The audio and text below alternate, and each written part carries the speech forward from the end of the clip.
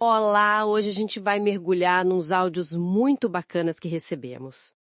Eles documentam, sabe, uma aventura de cicloturismo pelo Agreste e Sertão, ali entre Pernambuco e Alagoas. Uhum. A ideia é a gente explorar juntos, né, a essência dessa jornada a partir do que foi narrado em primeira pessoa. Os sons, os desafios, os encontros. Sim, e acho que é mais do que só ouvir o relato, né? É tentar entender o que essa experiência de viajar de bicicleta, nesse ritmo mais lento, revela sobre a região e sobre o próprio ato de viajar assim. Exato. O contato direto, ele abre outras portas, né? Sem dúvida. Camadas que a gente não vê numa viagem comum. Bom, e a jornada já começa com o teste físico daqueles.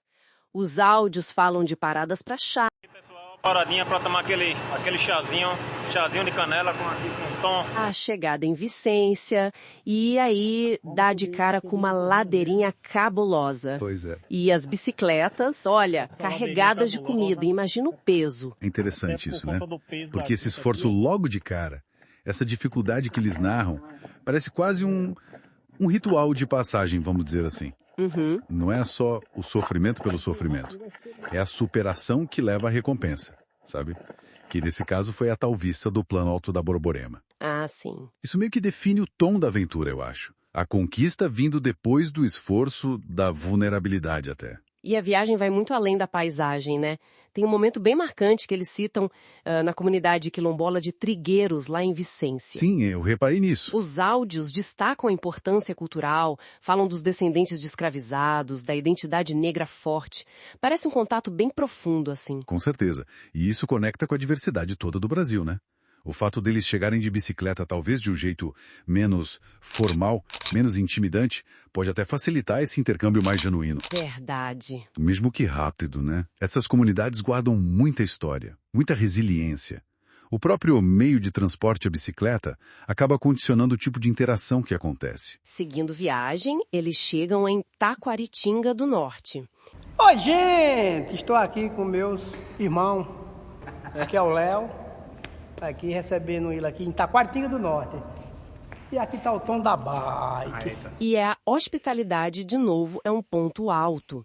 Descrevem uma recepção super calorosa com tapioca, café Que delícia. e encontram um ciclista Beber uma local, aguinha pra o tomar. Luciário. E tem Oi, até um detalhe gente! curioso do café que serviram. Arábica típica, cultivado à sombra, acima de 800 metros, bem específico. Olha só. Mesmo com a rampa do pé fechada, ainda rolou um almoço na prefeitura. Esse detalhe do café é um exemplo ótimo, né? De como o conhecimento local é partilhado nessas horas.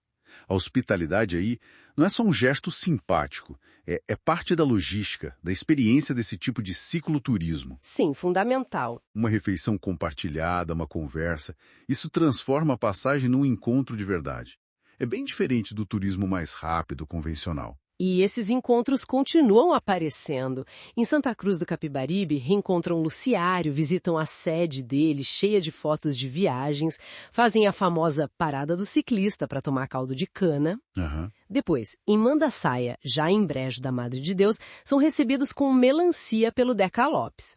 São esses momentos, né, esses pequenos gestos que constroem a memória afetiva da viagem, parece. Exato. Vão tecendo a narrativa da viagem. E tem a camaradagem na estrada também, como a parceria com o Tom da Bike. Os áudios descrevem bem a transição da paisagem, saindo da zona da mata para aquele terreno mais seco do agreste, do sertão. Uhum. E uma preferência clara por trilha de terra. Tem uma frase que resume: o melhor da ciclovia é caminho de estrada de terra. E as vistas, claro, olha que visão, direto. Essa escolha pela estrada de terra é interessante. Não é só para fugir do asfalto, eu acho. É uma busca por uma imersão maior na paisagem, sabe? Sentir o terreno, a poeira, os cheiros. Faz sentido. É uma escolha que, intensifica a aventura, torna a conexão com o ambiente mais físico, mais sensorial mesmo. Mas claro, nem tudo são flores, né? Os imprevistos acontecem. Os áudios relatam pneu furado. Clássico de cicloturismo. Pois é.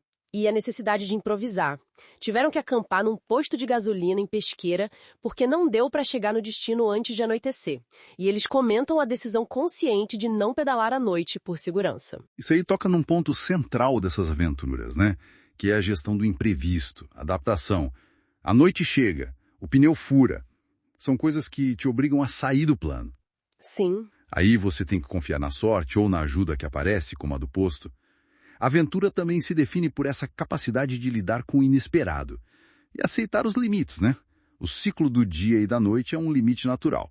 Então, resumindo o que a gente ouviu e conversou, o que fica dessa análise? Parece uma mistura, né, de desafio físico bem intenso, teve dia de 123 quilômetros com subida, peso, Puxado. muito, mas também a beleza, assim, crua das paisagens mudando e, talvez o principal, a riqueza enorme dos encontros, da hospitalidade que eles encontraram pelo caminho todo. Precisamente. Essa tensão, né? Entre o esforço e a recompensa. O planejado e o improviso. E aí surge essa rede de apoio, seja entre os ciclistas mesmo, ou com as pessoas locais. Uhum. A camaradagem, a hospitalidade não são só um extra, são parte da estrutura dessa experiência que eles narram. São essenciais. Fica então uma reflexão, né? Como será que essa lentidão da bicicleta, essa dependência da interação local, esse contato tão direto com a paisagem, como isso muda a nossa percepção de um lugar, das pessoas? Boa pergunta. Principalmente se a gente compara com jeitos de viajar mais rápidos, mais isolados, talvez. Será que a vulnerabilidade de viajar assim, de bicicleta, na verdade, é o maior trunfo para criar conexão? Fica aí para a gente pensar.